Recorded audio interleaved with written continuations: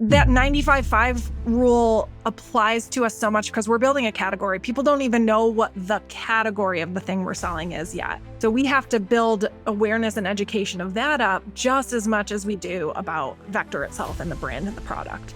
How do we build affinity and trust and awareness with that huge segment of our potential TAM today, so that when they do move in market, they've already heard of us? I knew very early on that I wanted to implement a video first strategy. And I think what really solidified it was when I came up with the episode titles. So the first one was like, Jess wants to bring on an agency. And the second one was Josh goes to a conference and comes back with a bunch of crazy ideas. And all of a sudden I was like, these feel like Seinfeld or like Friends episode titles. In my opinion, no matter how quote unquote competitive a category is, I still think you can have a ton of success in it. But the more competitive it is, the higher the differentiation needs to be. What would mean this podcast is successful to you? The hard number that I actually measure is called the repurposing multiplier. It's like a metric I made up. It's back of the napkin math. So what I do is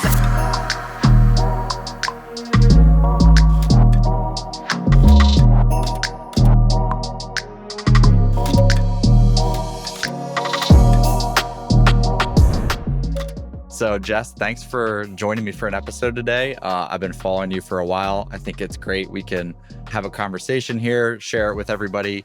And, you know, the goal of like this podcast, 95% content, is I think a lot of what you believe in as well. And so I think it'll be fun to explore not only just like what you're currently doing with that strategy at Vector, which is where you're working today, but just also in general, like your philosophy as a marketer, as a content leader, in general. And so it's this idea that I think is becoming more and more popular of a concept over the last 12 months, which is like 95% of your market is not in market to buy today, essentially. Yeah. And so like whatever you're doing to try to push them in market is likely not going to be successful because they just do not have a need right now. Yeah. So like we can try to get them with direct response ads. We can try to get them with cold email, push them to a demo, push them to a sales conversation, but it will simply not work because they're in a 12, 24, 36-month contract with a different vendor. It's not on the top 10 priorities right now, whatever the case may be. So there's this concept of like, how do we build affinity and trust and awareness with that huge segment of our potential TAM today, so that when they do move in market, they've already heard of us and they at least want to have a conversation with us. And so that's obviously kind of the focus of this show. And I know it's something that I think you champion as well. 100%. Well, first of all, let me say, most of my favorite podcasts are a Hatch production. So I'm really excited to be here because I've heard the Hatch name over and over and over at the end of many of my favorite shows. So thank you. But yeah, and again, right there, like I've heard the Hatch name so many times, right, associated with some of the best shows in B2B.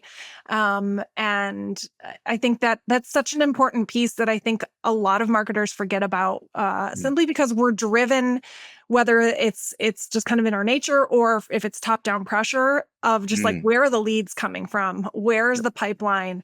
And how are we going to hit our goals? And so many times, we get pushback when we try to say like, well, first of all, the first thing we really need to do is build this pool of people who even just know who we are. Yes. You can't sell something if they don't know about it. So it feels like a pretty important first step. And at the same time, so many marketing leaders and so many CEOs and founders really struggle with that idea of just warming people up for as long as it takes to get them to kind of come over the line. It's a tricky topic. It's one that I empathize with, but I do think that the education around it is starting to get more popular. And so this isn't to say that we shouldn't be accountable to the success of it overall in terms of driving revenue. The whole point of all of marketing, everything we're doing is to eventually and effectively drive revenue. And so the case to be made here is that this is a way to do that. And one that we should all be paying attention to. And so Yeah, I guess just for maybe a little bit of context. So right now you're the head of marketing at Vector. Mhm. Vector, you can probably do a better job of like Oh, describing the let's hear it. positioning. Go for it. But yeah, basically it's like I would describe it as, a contact based marketing platform. So basically what that means is like there are people who are engaging with your company on your website, on a ton of different platforms, channels, what have you, and you don't know who they are. Vector will help you identify who they are so that you can start a conversation with them and help enable the sale a little bit more. It will also tell you about other potential prospects who are in market at the time right now so that you can engage with them as well. And so this is one of those tools I think that is a great tool in a 2025 environment. And for your journey, it looks to me like you went from sort of like a creative like director and leader to then a content leader and to now a head of marketing. So you've seen like a little bit of all, of like that chain Yeah. there. And so yeah, I guess like with all of that in mind, how are you looking at this differentiation of like buckets for Vector as like running marketing there, like the 5% in market versus the 95% not in market? Just whether it be like how you're allocating your resources or time or like prioritization, just any way you want to like delineate those two buckets in your focus. Yeah. First of all, that was a great elevator pitch. Thank you. That's fabulous. Yeah, we like some of the language we use is like you're getting ghosted by your visitors, Yes. right? Like you don't even know who they are. And so And the we're ghost able. and the ghost mascot And the you guys ghost have. mascot, Yeah. loved little Ghosty. Yeah. We can talk about him too. And I think that 95/5 rule applies to us so much because we're building a category. People don't even know what the category of the thing we're Mm, selling is yet. So mm, we have to build awareness and education of that up just as much as we mm. do about Vector itself and the brand and the product. Yep. I think a really good kind of representation of how we're doing that is I actually posted about it this morning is how I'm splitting out my ad budget for next quarter. Mm, So Q3 Vector has its first real ad budget. It's very exciting. I have been granted for some testing and learning $45,000. mm. And that was like music to my ears to test and learn and kind of see what works and what doesn't. And I'm using half of that on awareness. So Yeah. I'm Yep. taking, the majority of my budget is being spent on just getting people to know who we are, right? Like Mm, that ad creative is going to have that ghost. We're going to have one very clear line about what we do. mm, We're going to have some kind of fun, playful language because that's the embodiment of our brand and a very a clear call to action mm. for, sign up for the free product. And whether people actually sign up for the free product or not, the goal really is awareness. I just want Yeah. people in the right job titles and the right industries to see it and Yep. know what we are. So yeah, that's where half of it's going. 25% of it is going to go to some very focused message testing. So we're putting a pretty Okay. big bet on kind of one area of our products in the back half of the year. And we're going to focus very deeply on that in some ad testing. I want to know exactly like what's the headline or what's the Mm, hook or what's the thing that yep. resonates most with people that gets them interested in this kind of product line that we're going to be talking about. So I'm Totally. going to test a ton of variations of that and just kind of see what happens because when I go to Q4, I'm hopefully going to have, double or triple that budget and I Yep. can really double down, triple down on what we learned and what worked. A quarter of that. So sorry, that was a quarter of the budget. An eighth of the budget is going to go to competitive displacement. So, Mm, we have some kind of legacy competitors that only give you account level information and we get you yep. that one level deeper. So we want to be able to compare and contrast ourselves and kind of show Mm, why we're different. And people who are already searching for those alternatives or mm, who, we can do some magic inside of Clay to understand who's using those tools, who yep. has come to our site. And we can kind of Mm, touch them with a really interesting ad about like why we're different or better than those tools. yep. So that's a really good one. And then we're also going to spend another eighth, if my math is right, on retargeting targeting, right? So that Yeah, 50% of that we're spending on awareness, that's going to help yes, us build up a nice warm retargeting pool, and we're going to get totally. some great creative in front of that group as well. So the most engaged folks, we have this really nice explainer video. We have some Mm, great quotes and social proof from customers that we can share. We have a lot of just really nice content we can get in front of them. So if that's any indication, like brand is really important for us. Testing and experimentation is really important for us. And just making bets and just kind of like yeah. figuring out how we need to learn, like if those bets are working or not, is really important to us as well. How has the company grown historically? Has it been like word of mouth, PLG, like whatever the case may be? Yeah, just maybe for context, because now you're um layering on these types of marketing strategies on top, which Yeah. will take it to the next level. But I'm curious what was like the original go to market. We're like 99% inbound, Yep. which is great. A lot of it was, early days as like the founders networks, like, Yeah. hey, just come try my thing, Yep. see what you think, Yeah. give us feedback. And at this point, a lot of it is founder led growth. Yeah. I'm having them post a lot on LinkedIn and helping them build systems to do that.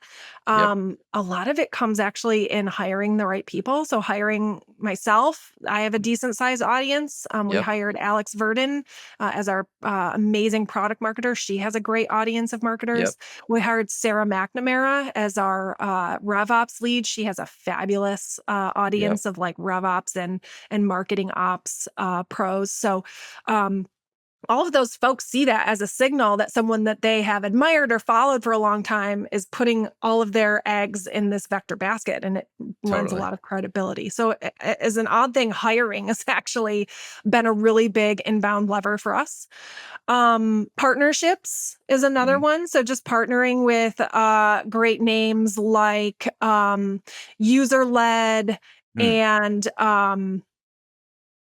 oh my gosh, Eric, I'm sorry. I'm like, and Common Room, Mhm. Yeah. names that people have heard before that kind of Yeah. live on that intent data level world, that are integrating with us and allowing their customers to use Vector as well. So getting just a ton of like buzz and noise around that as well. And then when I joined, my background being in content, I knew we could build up a content arm pretty easily Yes. and quickly. And both myself and Alex, kind of in our different areas of expertise, are very good at that. So she's incredible at like product led stuff, right? Like Yep. playbooks. She has this Yes. amazing newsletter that she's built up called Ghost to Market, where every week it's like all of the things that the product can do now, plus the playbooks that apply to that. Nice. I started up a podcast for us. So I'm writing a newsletter based on the learnings from all of those podcast episodes, where we have an entire flywheel around just like SEO and GEO. Mm. So we have a ton of content that we're pumping out all the time. That's still like that quality that I think you would expect from like Alex and I. Right. Which is a lot for a two-person team. It's a lot.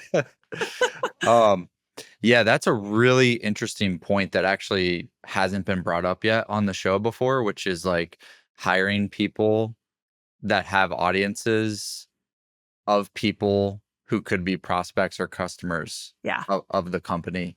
And obviously that speaks more even broadly just to like social and LinkedIn in general. Yeah. Um, so yeah, I'd love to get into maybe some of the strategies there. So whether that be like how you're approaching LinkedIn with like the founder led side or just overall. But I know you fairly recently started the podcast as Yeah. well, and kind of that video first like content strategy and like Yeah. all of the offshoots that can power as well. And yeah, just maybe some of the things that you're excited about and like seeing a lot of potential in, and how they're going, your strategy behind it, what results you've seen, any of that kind of stuff. Yeah, for sure. So let's start with the social piece, because I Yeah. think that feels like really applicable to so many companies right now. So before I joined, Josh and Nick, our founders, they were both pretty avid LinkedIn contributors. And, they would kind of post when the mood struck them, and they'd see a jump in demo bookings or signups whenever they would do Mm. that. And so when I joined, I was like, well, let's make this like really turnkey for you. Let's make Mm. it very easy for you to do this every week, multiple times a week. And let's tie it back to like the value props of not only, Vector, but like what you bring to Vector Mhm. individually. So every week I sit down with them for 30 minutes each, Yep. and we jump on StreamYard and we record just the back and forth, right? I all week am documenting questions that I want to Mm. bring to them that feel relevant to, the products that we're coming out with or things that are happening in the market, right? Things that get brought up in our all hands meetings and on sales calls. And we just kind of riff for like 30 minutes. And I take that, both of their transcripts, and I've trained a couple Claude projects on their Nice. tone and voice in their top performing LinkedIn posts and the structure of their top performing LinkedIn posts. And so I use that content, the transcripts, to like craft between 3 and 5 posts for them each week. And then I go into the script and I cut clips to uh wow, what's the word I'm looking for here? The video Like clip? a clip to like sit alongside that Yeah. post. Yep. So every week they have between 3 and 5, really well written posts that either talk about like the value of Vector or why they're building Vector the way they Mm. are, how they think about being a founder, right? Like all of their kind of pillars that we touch on, and it's done really really well so far. I think there's so many founders out there who are really hesitant to do that. They feel like it has to Right. be perfect. There's so many eyes on Mm. them. And to a point, I understand that, especially when you're maybe a publicly traded company or you're looking to IPO, like the scrutiny gets a lot tighter and tougher, kind of at the top of the mountain there. Yep. But we're so far from that right now where it's like, I just want them to be themselves. I just want people to understand who they are as people, Yeah. because it will build trust for the company. And Yeah. so that to me feels really important. For my own LinkedIn, what I didn't want to do was just start posting about Vector every day, because I knew I would immediately lose the trust of the people that have started following me or have been following me, since I started 3 years ago, and since I started posting 3 years ago. And I didn't want to do that, but I knew I could find a way to talk about the value and benefits of Vector in the things that I was doing Yes. there. And so Yep. that is my aim for 90% of what I do. Every once in a while, there's going to be a product launch I'm really proud of and I want people to know about, or Yep. there's going to be a new feature or something that we're doing that's like, everyone needs to know about this. And I'm sorry that this is a shameless shill, but whatever. But for the most part, it's like, here's how I crafted our top performing ad, or, Yes. today's case was like, here's my ad budget and here's how I'm breaking it out. Yes. Here's why I scrapped 4 weeks of work on a podcast that just wasn't good enough and started Yes. over. So those are the things that I think people want to see and hear about. 100%, especially in just like the AI content. Like AI content is really good at the how-to stuff, like how to do XYZ, and giving you sort of advice. Yeah. Whereas what you're describing is like how I did Yes. something, That and lived that is experience. impossible to replicate. Yeah. Um, and that it's the first person stories basically, but Yep. like the through line of it are things that are applicable to your ICP, but it's Yeah. like your story of, doing something that they maybe face as well, and like how you approach that. Um, so I'm seeing that as a really, really valuable angle to take, like with just social and LinkedIn right now. And what is there anything else you're seeing, LinkedIn wise, or just, yeah, social wise, either for the founders or yourself, that's like right now, today, here's like a couple things I've noticed about what's going on with LinkedIn Yeah. effectiveness. What's really funny is this was not planned, but um, it just kind of organically came out. Josh and I have kind of this. Josh is our CEO, one of our founders. he and I have kind of this like playful back and forth, like these weird these like personas of like the marketing leader and the typical CEO, right? Who doesn't understand marketing.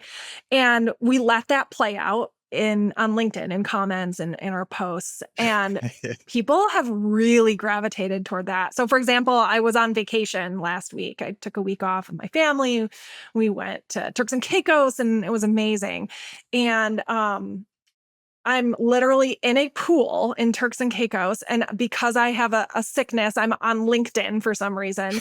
And I look and there's this post from Josh about how he's planning a coup and he's going to take over marketing at Vector because I'm gone. And what should he do now that I'm not there? And all these people weighed in, like, cut her budget and double her goals, right? Tell her the podcast is over. Change all of the copy on the homepage, right? So good. So the next day, I'm like, I can't believe this is happening. I look again, he's purchased I'mSorryJess.com and he has put everyone's ideas on that page and put a form on it that says, if you fill this form out, we'll send you Vector swag, right? And so this whole thing went on where people were like, there's some people trying to like ruthlessly defend me, like, you leave her alone, like, don't do this to marketers, right? Like, and they know it's all fake and that it's all like made up. But, and then there's, sales people jumping in like, yeah, this is great. They act like marketing's so hard, right? And so, and I came back and kind of played off of that as like, hey, does anyone know what happened while I was gone? Like it feels weird. I feel like something happened. Yeah. Yeah, my budget's all gone. My passwords are changed. So it's funny, like we didn't really plan for that to happen, but I think, and we'll talk about the podcast in a little bit, but I think the podcast kind of started that of this like back and forth of, just the roles that we play at Vector and how traditionally those two roles, marketing leader and CEO, don't always see eye to eye. And it's really difficult to get buy-in. And because the power really lies with the CEO, usually what they say goes, right? And so we play off of that now in kind of this like satirical way that I think people really have gravitated toward, that we didn't really mean to do, but just kind of organically started. And that's been really fun. That is really difficult thing to strategize to do and then make it happen, which is like, but it's one of the most powerful things I feel like is this idea of like almost like this inside lingo or like community. Like you would only know about this dynamic if you were like a part of our world. Yeah. But it makes the people who are a part of that world feel even closer to you all because there's these like inside baseball little things going on. Yeah. So I think that's really, really smart.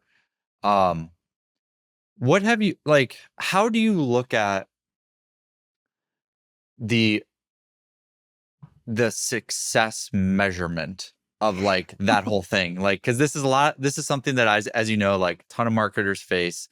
In my opinion, this idea of like, will LinkedIn help us to win deals, drive new deals, retain current customers, become a referral engine from people who see our content, then refer us to people they know who could then sign up.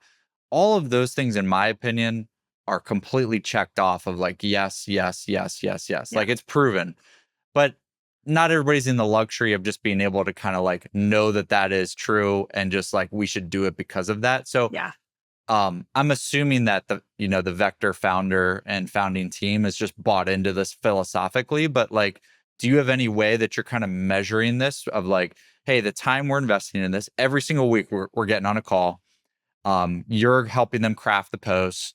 Then they have to maybe go review it and maybe tweak a couple things and then post it, be in the comments, do these playful things back and forth. Like all that's a big time investment. So how do you all look at that from a measurement standpoint? A couple different ways. One, we have some trackers set up in our call recording system that tells us when people talk about us, that they saw us on LinkedIn, that they saw, some of this back and forth, that they listened to the podcast, that they love our brand, they saw the ghost. Like we have things built in so that we know definitively people Yeah. like the brand, right? Yep. And yes, it's still anecdotal. It's not like a number inside of HubSpot, but I can drop all of that, snippets to all of that, screenshots Yep. of all of that into we have a vector love channel. Okay. And I think, the more that gets put in there, the more comfortable founders and, leadership team become with investing in that area, right? People again won't know about you if people don't if their peers don't talk about you. Yep. And that is a really, really important piece of what we're doing. Now, at the same time, I do have very, very ambitious goals Mhm. Yeah. built into HubSpot that I do Yeah. track around, qualified demos booked. And I want to grow our, oh my gosh, I'm sorry. I'll have to cut this part. No problem. I'm looking to grow like branded and unbranded search traffic. And Mhm. I'm looking to grow Yep. things like make sure that we're showing up in all of the LLMs the Mhm. right way. Those aren't trackable things inside of HubSpot, but I'm still watching them because they're really important. And like you say, like in the year of our Lord 2025, like Yeah. that might the GEO thing might be the most important right now. Yeah. And so those are the kinds of things I'm watching. I don't necessarily have a benchmark for them or, something that I can put on a dashboard, but I'm watching them and I'm understanding what we need to do to fix them if they're not saying what we want them to say. Totally. Yeah. Cause it's like this whole thing um usually will result in not someone clicking something from LinkedIn to the website in a Right. way that you can track. Usually it's just they see your content over months on LinkedIn or follow the Yeah. podcast or what have you. And then they do the branded search in Yes. Google or they just go direct. They just assume it's vector.com. Maybe it's not, but they'll search around and they'll finally get it. Um, so but then that can sometimes be tough to know with the branded search. Was this LinkedIn? Yeah. Was this podcast? So it's like to me, and I'm curious what you think about it. It's like I almost look at it like all of those channels work. Yeah. YouTube works, podcast works, Yep. LinkedIn works, newsletter works, webinars work. All of it works. How much bandwidth do we have to do any Yeah. number of them correctly right now? And then are we looking for in-platform like directional success? Like LinkedIn engagement's going up, impressions are Yeah. going up, comments are going up. Okay, cool. LinkedIn, we are getting traction here in the Yeah. platform. We know we're going the right direction, and then we know the byproduct of that will likely be DMs on LinkedIn or Yeah. branded search. But then then all of those things like feed to this almost just inbound. Hmm. And then you just have to know that's all because of this entire ecosystem. Yeah. And so like, it's not like, well, we're going to test LinkedIn for 3 months to see if it works. Yeah. And then if we don't get something, that passes through to a book demo that we can see was the UTM from LinkedIn, then we're going to cut LinkedIn. And so I Right. just almost look at it like, it all works. And like we should just measure it as one big bucket together, Yeah. but just make sure that we are executing correctly in that particular channel. Yeah. Yep. Yeah, absolutely. We just had I just saw on Slack yesterday, Sarah, our RevOps lead, we actually have like a small PLG motion as well. Mhm. So we have like a plus plan upgrade that you can do right inside of the app from the free version.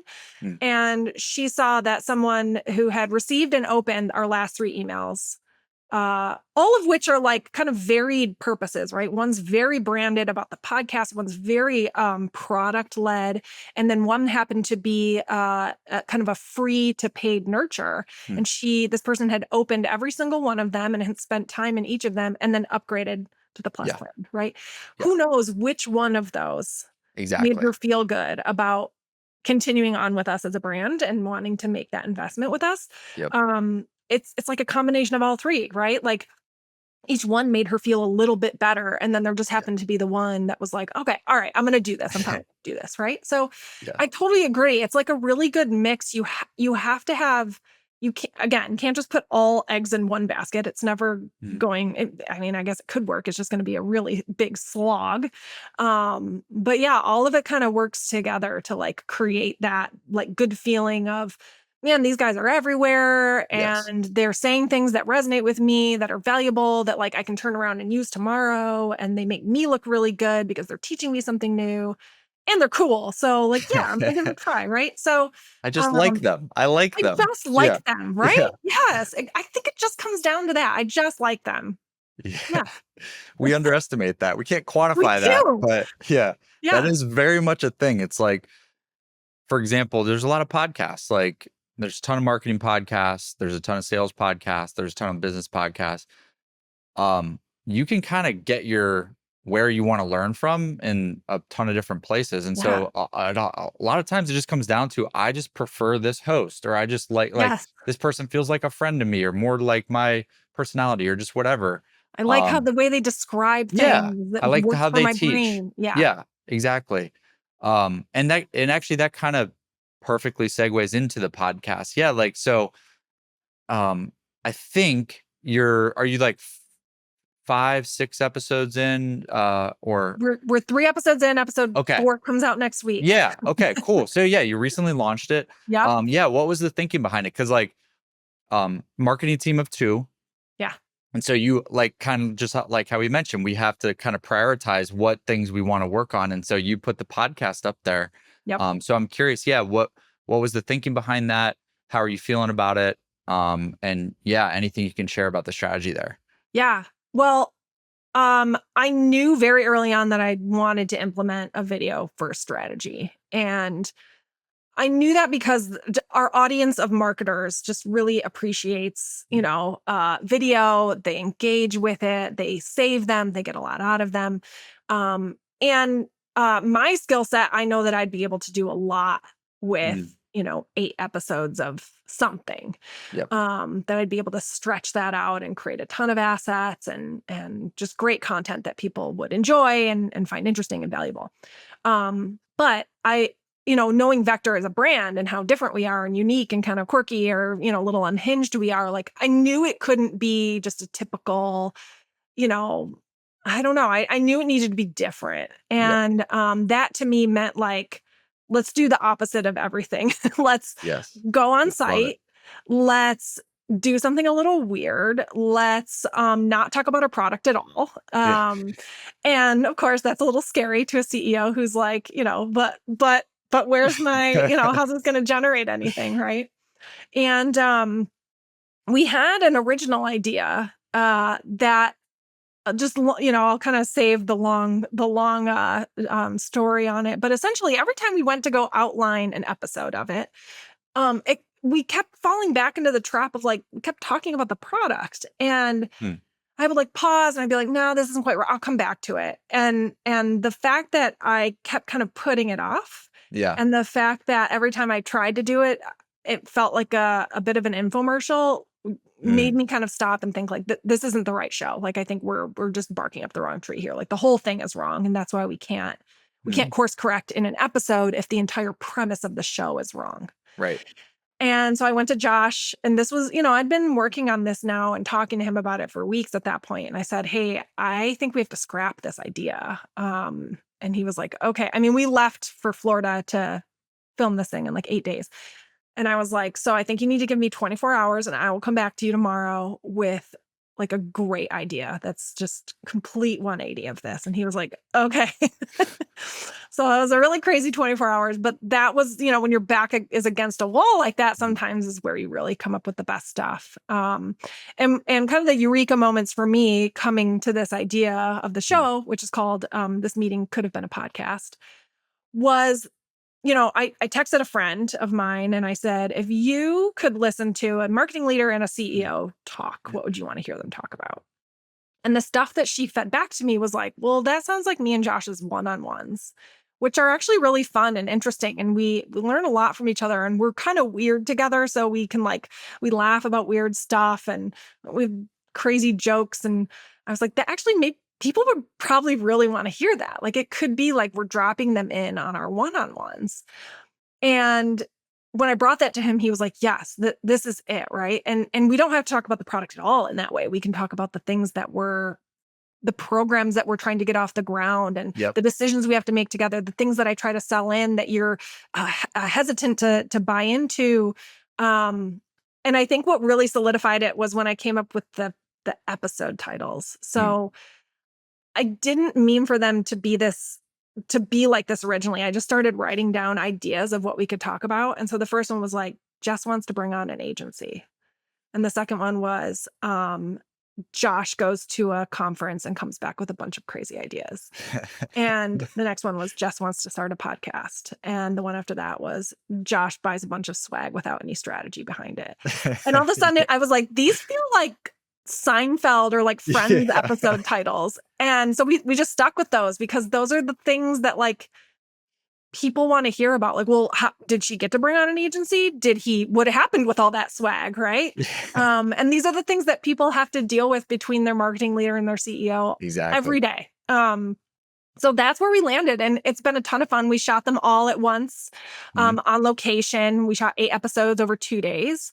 And we've been seeding them out. We have 16 weeks of content and it's going well so far. We're getting a ton of great feedback. We're being able to use it across all different channels in a lot of different ways. And yeah, it's going great. I think we have enough ammo to say we could do a season 2. Nice. Yeah, I love the angle of this. Couple reasons. One, I think that because this is effectively like a co-hosted show, essentially. Yeah. I think that's a really strong position to be in for a show because the rapport that you and Josh have with each other, Yeah. I think like brings the best content probably out.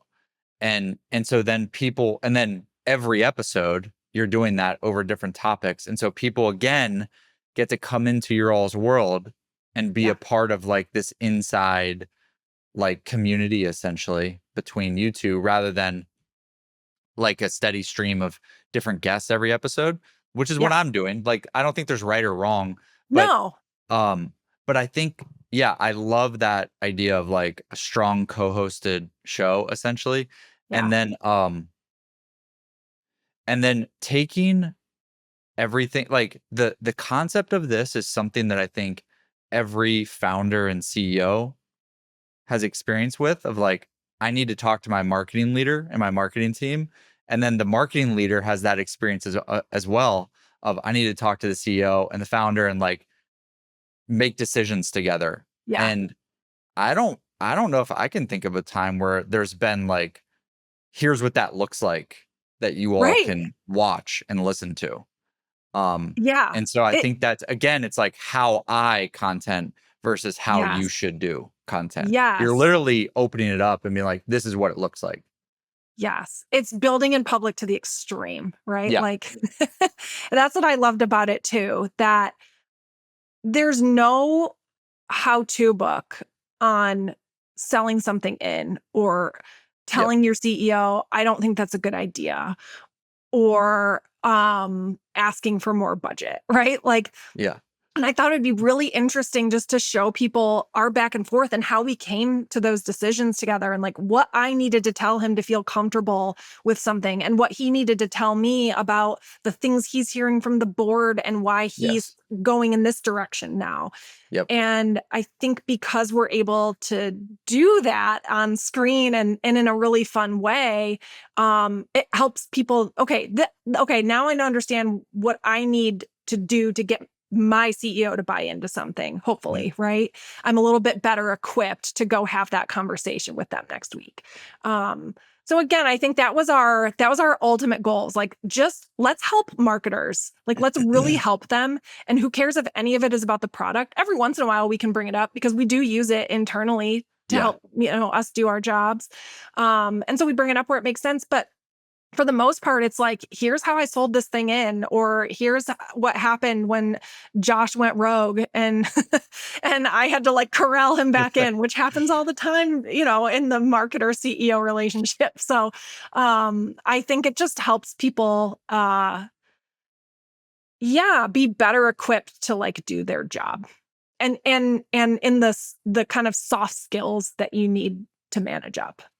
Totally. And like, it's a pretty competitive space, like the space of podcasts or video content for marketing content, Yeah. founders, things like that. And so this idea of differentiation, which is where you ultimately landed, it sounds like. Yeah. And I think this is a very unique format that you came up with, because the more I don't believe, like, in my opinion, no matter how quote unquote competitive a category is, I still think you can have a ton of success in it. Yeah. Like, let's say there's a lot of marketing podcasts. You can still, like, if we look at the last 12 or 24 months, some of the most successful current marketing podcasts out there were started within the last 12 to 24 months. Yeah.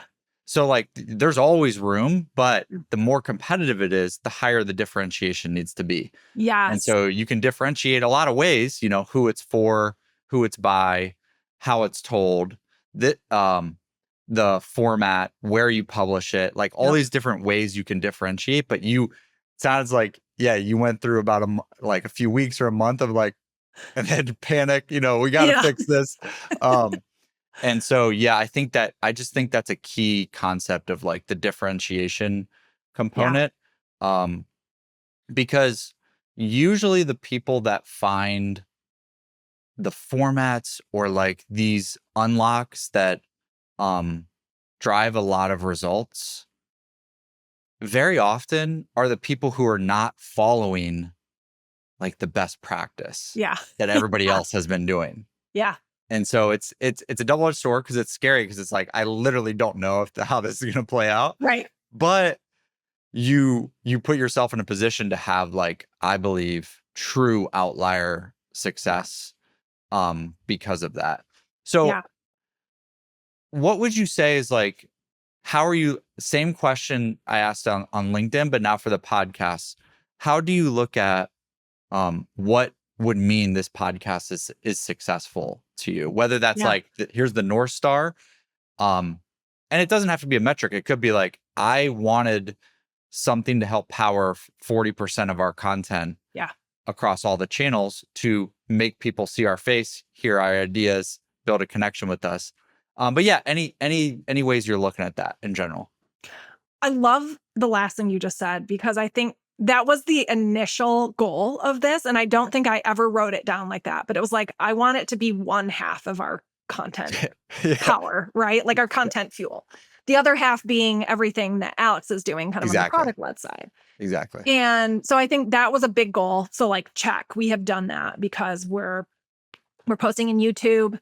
We're on all the major kind of podcast platforms. Spotify now allows you to like add video and clips.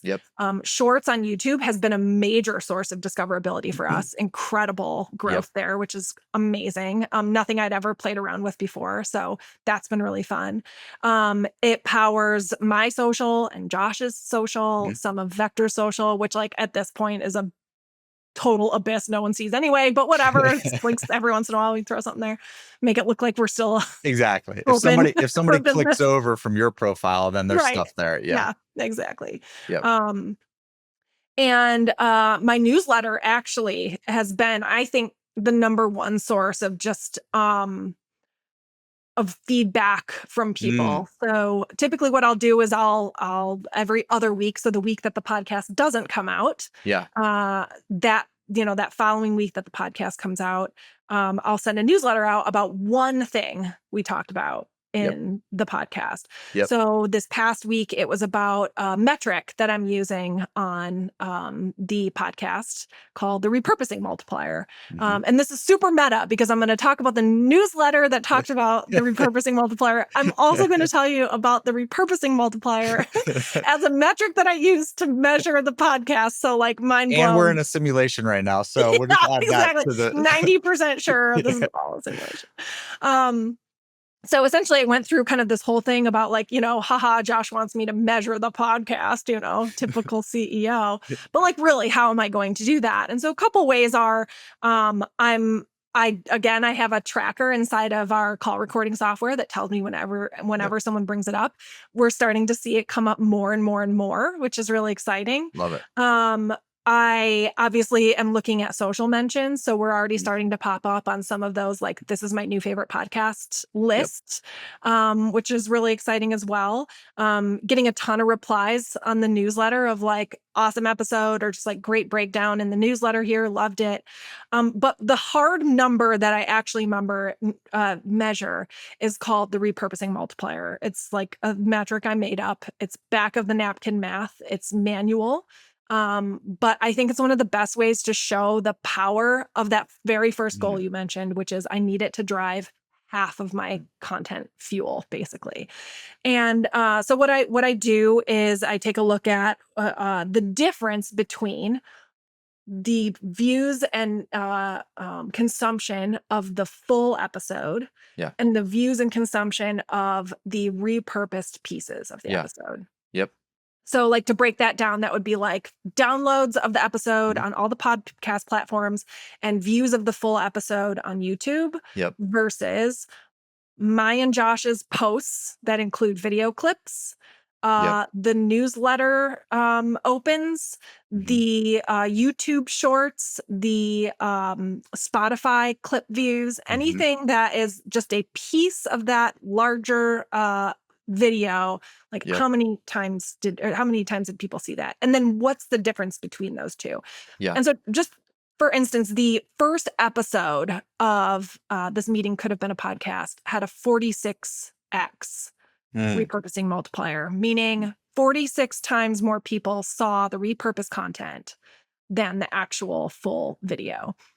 And incredible. Something that I find really fascinating, I actually, Devin Reed told me this. I had been chatting with him earlier this year and I said, hey, you've been on YouTube for a while now. Like, what's the biggest learning you've taken away?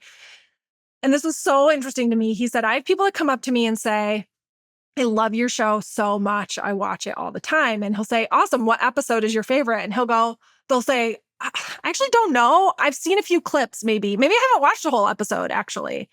And so in seeing a clip, they deem themselves a fan of the show and feel they have watched the show. Yes. And I thought that was fascinating and made me feel, I already felt good about the amount that people were watching those repurposed pieces of content, but made me feel even better because they're actually attributing that to more loyalty than I thought they ever would. Right. And that's everything. That's huge right there. So I think, don't just look at that podcast, that video, that webinar, that report as just, the thing that you created. It is a mechanism for getting exponentially more people into your universe and liking you again, right? Going back to that idea of like, I just like them. That's what you want. That is so good. I love this. This concept of like, I almost sometimes call it like your shadow subscribers, basically. Yeah. Which is like, these are people who you won't see as a subscriber on YouTube or a subscriber to the show in Apple or Spotify or whatever, but they are following the show through all the repurposed material and they're enjoying it. And they actually know it's from the show or some of the excerpts from the show or what have you. But for whatever reason, they just don't want to consume the full length thing or what have you. Like people have different content preferences. Yep. And so this other idea of like, you are giving people the full, like giving people the menu of formats that you are of the show is actually allowing you to capture the full audience TAM that you want to Yes. capture. Because if we're like, well, we're going to post the full length on YouTube and the full length on Spotify. Right. What about all the people who don't like to consume content that way that you're missing Yeah. out on?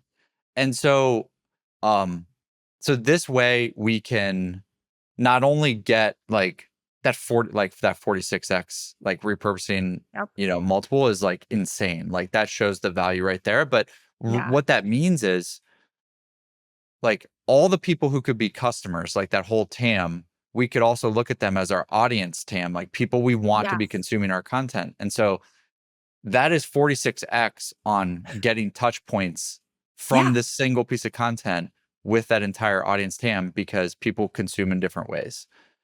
And Yep. I just think that's so powerful of an idea. And so, yeah, like for teams out there, do you have any other recommendations or strategies about just how, because a lot of this is about, I think it comes down to like sustainability. Yeah. So like having a vision and a point of view on what the content should be, and then being able to execute it sustainably. Yeah. Because it is tough. There is a graveyard of like podcasts out there, Yeah. YouTube channels out there and stuff like that. So yeah, sounds like you're taking it in series based format from the start, which I think is smart. Yep. So yeah, are there any other strategies you are applying and thinking about like how we can do this sustainably Yeah. ongoing? I think a big part of it is just the planning going into it. So going into this show, I knew, we had kind of each episode outlined, Mm, and I knew there'd be good sound bites in there. Like, what's the point of a yeah. show that doesn't have good sound bites, right? So I knew there'd be stuff to clip, but I also wanted stuff that was like like the obvious stuff I could clip. So I wanted to build in like some mini segments that Mm, like every episode I could pull yes. that and know that I would Yep. get some engagement out of it, some interest. So a couple examples of this are each episode always starts with a funny skit from me and Josh, kind of recreating the moment that like kicked off whatever is happening in that episode, right? So in this new episode that comes out next week, it starts and Josh is holding like all of this swag in his arms, right? And I'm like, what do you got there, Josh? He's like, oh, I just bought all these Legos. Like, do you like them? I'm like, what are we gonna do with them? So that's something every single episode I can clip and I can set that up as the premise for the show and give people a Yep. laugh. And people will be like, oh, I got to see how this plays out. The other mini segment we built in was something we call positive affirmations. And it's this really awkward moment where Josh and I stare into the camera and we each deliver like almost like a Chuck Norris style positive affirmation for marketers.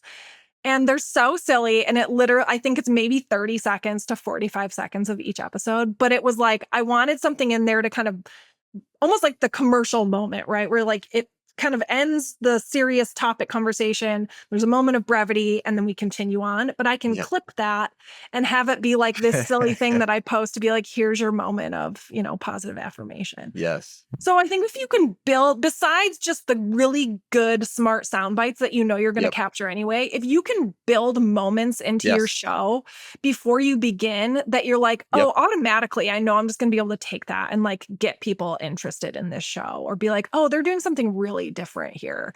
Totally. That is a really nice, easy way to like scale the repurposing for sure. Very good tactical advice there. And similar with like YouTube, a YouTube first approach example, which is like before you record the video, what is the title and thumbnail of this Yeah. video, for example? Like that mindset for YouTube is actually like allows for the success to be much higher usually. Yep.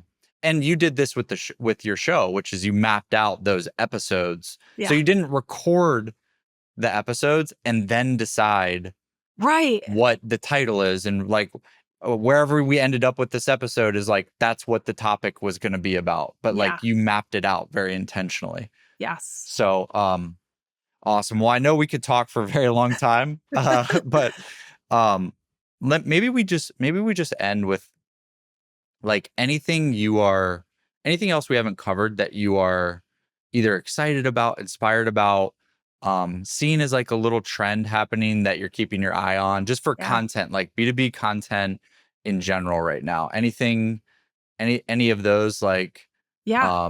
yeah, come to mind? Two things. One is kind of going back to the idea we talked about almost at the top of the show, which was like hiring for growth Yeah. in terms of like who you bring onto your team and being very selective about who that is and do they have Yep. an audience. And allowing those folks to continue what they do best in Yep. their social platforms, but also like both Alex and I have a newsletter now at Mhm. Vector, and they're very different purposes.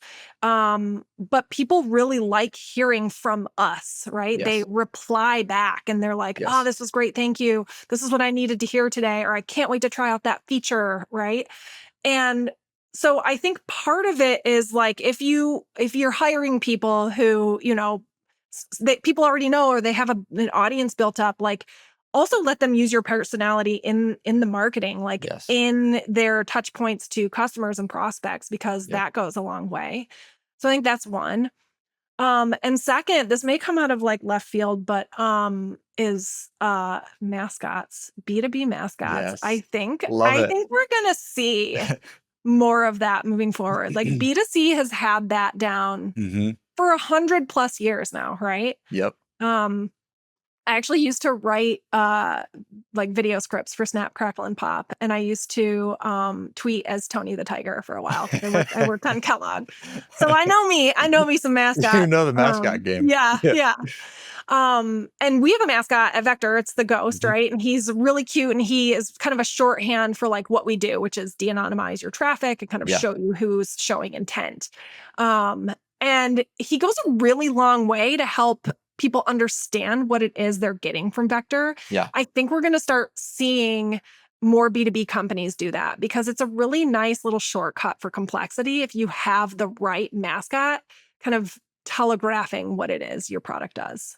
And memorable, like being Yes. memorable, essentially. Yeah. Like I feel like brand marketing is making a comeback right now. Mhm. And a big part of that is like somebody remembering your company. Yeah. Even just like out of the blue, you just ask them who are some companies in this space. And they're like, what's that company with the ghost? Oh yeah, Yeah. Vector. Yeah. Yeah. Like that idea of like the anchor for them Yeah. in a lot of cases may even be the mascot, which is Yes. funny to think about, but it's very effective. We try to do this ourselves.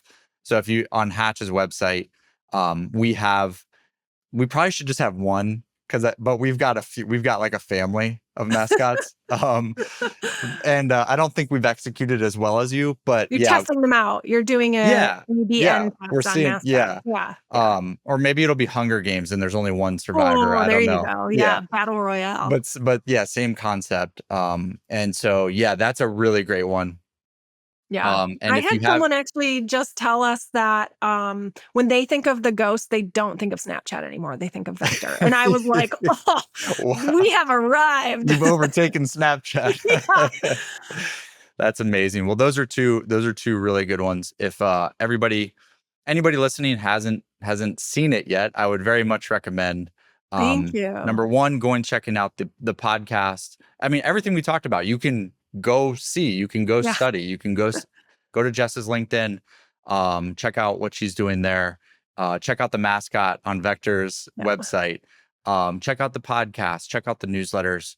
And this is why, I appreciate you sharing everything, because like we can get a little bit of behind the scenes, and now people can go like see it in action in real life Absolutely. as well. But yeah, anywhere else you'd recommend people to either connect with you or like check out Vector? Yeah, anything you want to Yeah. point I'm into? on LinkedIn every day, even on vacation. So, Even on vacation in the pool. yep. Yeah. I'm Jess Cook, and you can find me on LinkedIn. And yeah, this meeting could have been a podcast. You can add that to your lineup if you like unhinged conversations about marketing. It's a good time. Awesome, Jess. This is great. Thank you. Thanks for having me, Eric.